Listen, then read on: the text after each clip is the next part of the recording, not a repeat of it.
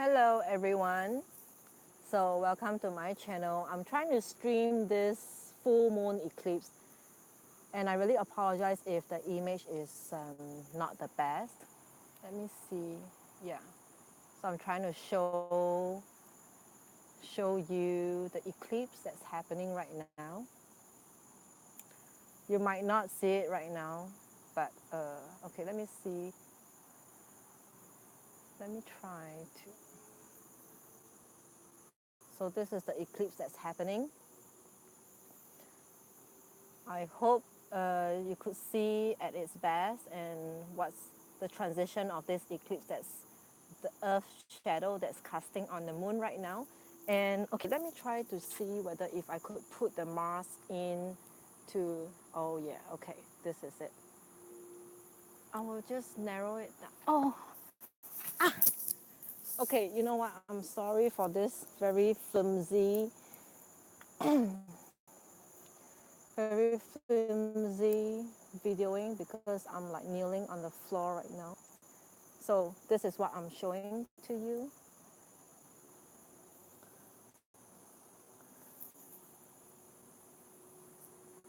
Okay.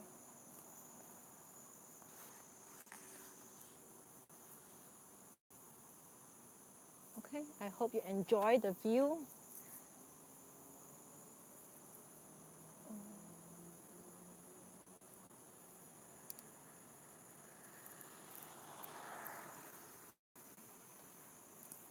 If you see that orangey little dot over there beside on the left, that's Mars beside the moon. And that's what is giving us a lot of challenge because of the Mars in retrograde season right now. Okay. Um,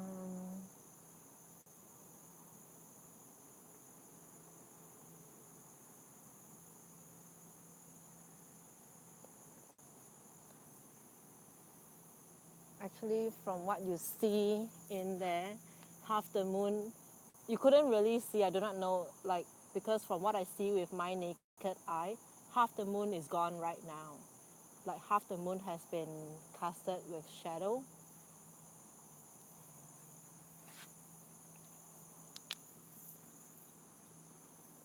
So, whatever this lunar eclipse in Aquarius is going to do for you, just welcome it with arms wide open, good or bad. We all got to embrace this change in our life. Be it your first house, your second house. So how do you interpret which house does it affect you? Look at your ascendant, and then if your ascendant is in, let's say for example, like Scorpio. Example, if your first house ascendant is in Scorpio. Do you see a keychain? No, I don't. I've been here. Okay. Sorry about the disturbance, but yeah. So if your first house is in Scorpio, count the next house, which is in Sagittarius in second house, Capricorn in your third house, and so on and so forth. And that's how you will know which house is Aquarius is in your chart. And this full moon in Aquarius, this eclipse in Aquarius is going to affect you in this house for the next 6 months.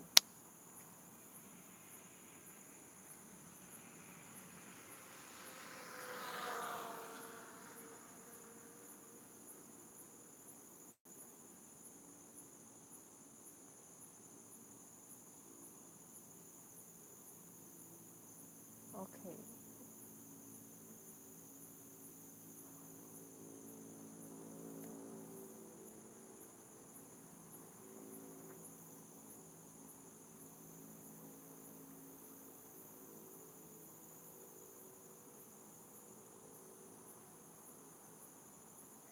So for let's just go through the count of the house. All right, the count of the house would be, say Aquarius is in your first house. So first house would be your self-esteem, your ego, your pride, your wishes, everything about what you wanted for yourself is about me, myself, and I. So this full moon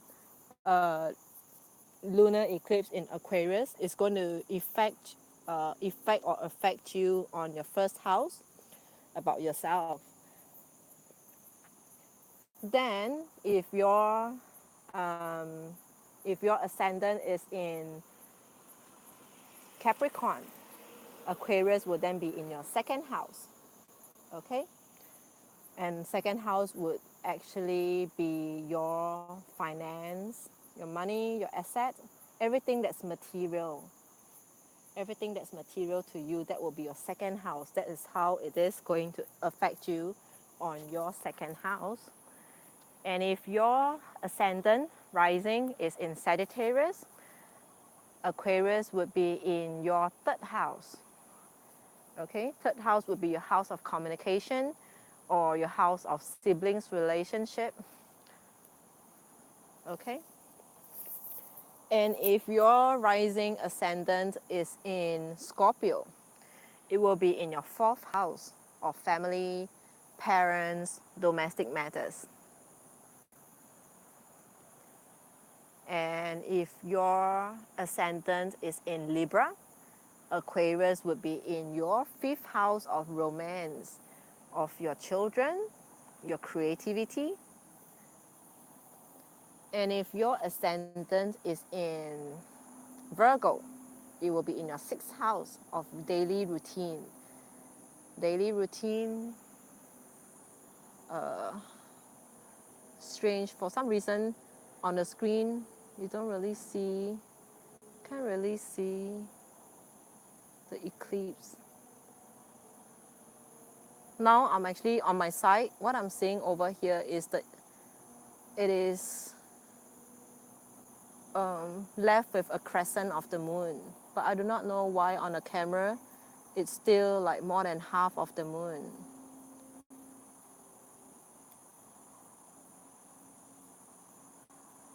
Okay, anyway, doesn't matter. And if your ascendant is in, did I complete Virgo? For Virgo ascendant rising, your eclipse is going to happen and affect you on your sixth house of health, routine, your daily work. Where you report to work, you will find a lot of challenges in your daily routine. No, I shouldn't say that. I shouldn't tell you it is a lot of challenges. You will find the impact heavily be on your daily routine, like maybe at your workplace. And if your ascendant rising, it is Leo, it will be in your seventh house of marriage, partnership, business partnership. Okay. And if your ascendant rising is in Cancer, Aquarius would be in your eighth house of your spouse finance, other people's finances, other people's assets, astrology, sex, secrets, dark mystery. Yeah, so that's the eighth house. If your ascendant is in Gemini, it will be in your ninth house of travel, uh, travel, foreign, long distance travel, philosophy, learning, higher learning. Okay. And for Taurus ascendant, it will be in your 10th house of career, your long-term career, your job, not like daily routine in the office, but long-term career, what you do for your work, which industry, what line should you be going into. This is going to be in the 10th house of career. If your ascendant is in Aries, it will be in 11th house of public eyes, your friends, your mentor, just in the eyes of the public. Okay. Okay, now we are seeing some shadow over the moon. So for Aries, so for Pisces, if your Pisces ascendant is, if Pisces is your ascendant on your first house, it will be, for this eclipse on in Aquarius, it will be in your 12th house that affects your isolation, house of isolation, also very long distance travel, spirituality for 12th house. So this lunar eclipse is going to affect you in terms of your spirituality, mind, your spiritual mind, the way you perceive isolation, the terminology isolation. So if you could see the shadow, it's casted over on the moon. From my naked eye, actually the moon is left with a crescent. But in the video, I do not know why it's still more than half the moon is available. Where is Mars still in there? Yeah, so if you see that little dot beside on the left of the screen, there is Mars beside it, and that's the Mars that's in retrograde right now. That's Mars in retrograde right now. And that's the Mars, that's a star that's so difficult on our life right now, that's stopping us from progressing, from moving in our life, that's affecting us for a while.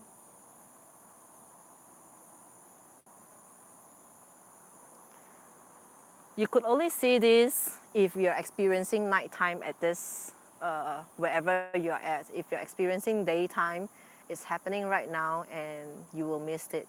But I would think it is a good thing to miss this lunar eclipse, because this is not the best luck to have, to own.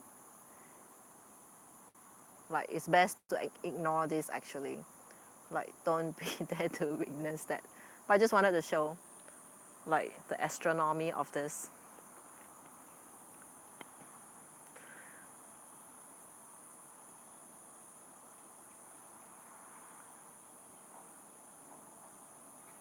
For any one of you watching this, you could probably make a wish. Make a wish in your heart. Put it out to the stars, to the moon, to the planet out there. Tell them your wish. Tell them what do you really want for yourself. What is your dream? What are your dreams, your goal, your hopes? What is it that's challenging for you right now? Put out your wish to them.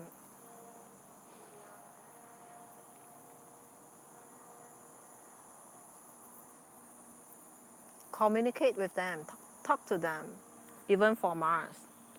Mars, Mars can hear you as well. For however Mars is affecting you, Mars is also in Aquarius right now. So Mars retrograde in Aquarius. And Eclipse is in Aquarius.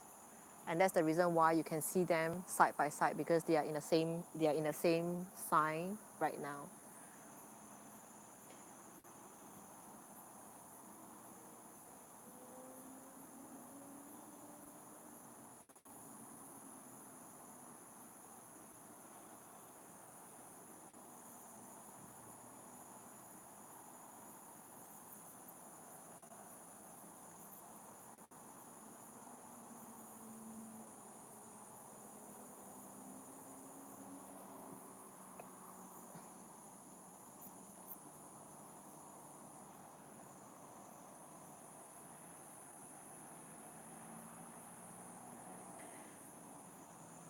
I just want to reassure all of you who's very wary or conscious about this eclipse.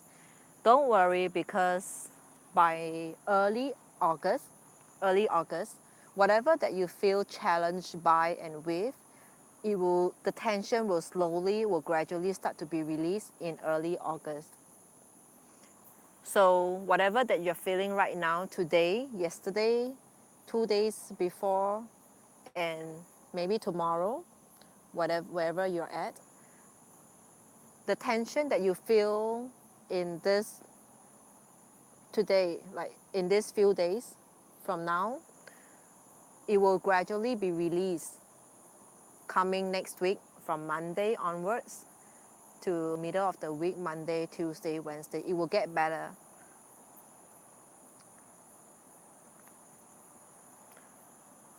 So all you have to do is really just to roll with it. roll with the energy, go with it, embrace it. I know it's not easy. It's not easy. I just had, for me, I'm a Scorpio sun. It affects my sun as well. That's domestic matters. And I had a lot of teeth and spat with my family. So I guess I just had to roll with it. Yeah.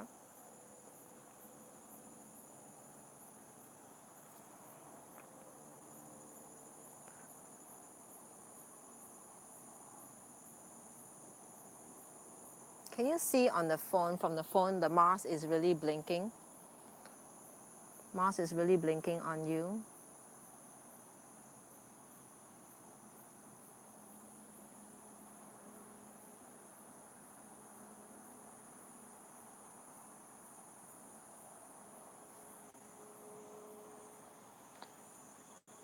So put some focus on them and really, put your heart, put your thoughts out, whatever that you really want to communicate and tell it to the universe. Because during tough times, if you are experiencing any where no one is able to help you with, like the universe, the stars, they are the only one who will really talk to you, who will listen to you and take in whatever that you have to say.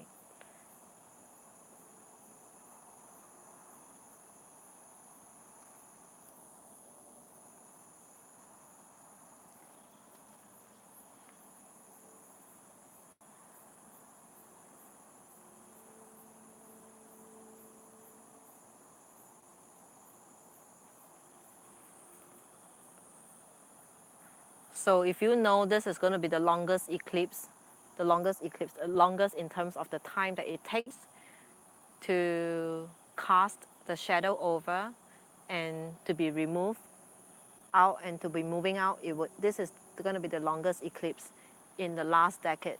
In the last 100 years, this is going to be the longest eclipse. The longest time it takes to cast the shadow on the moon and be moving out from the moon.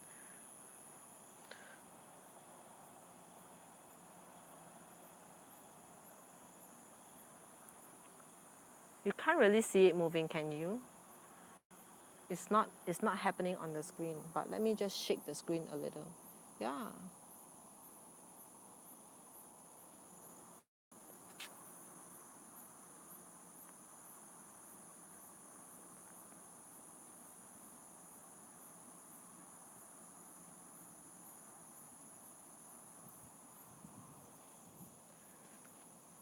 You don't have to stay on for like the full, just have a look and moved on with life.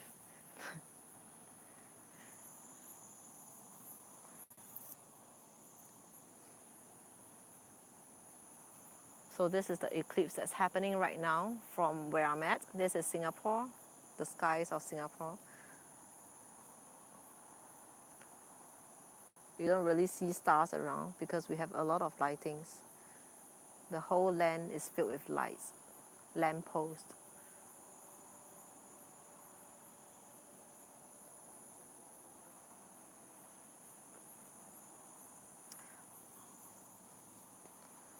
Okay, where I'm at, the crescent is getting narrower and narrower.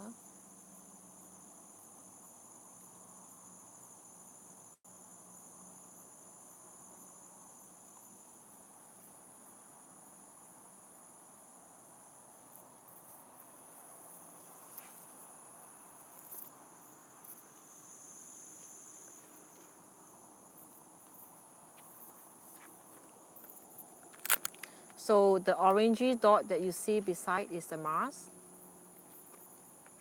The Mars that's in retrograde right now, that stops moving for a while.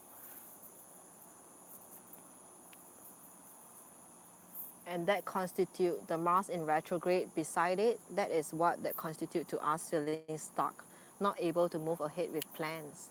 All of your plans got hold back, held back because of this Mars not moving.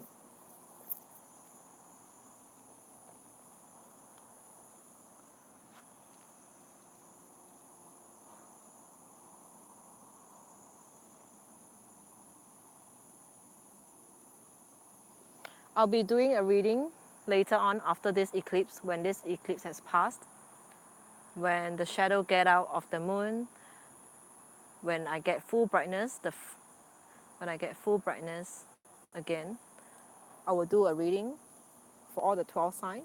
So look out for that, for those reading.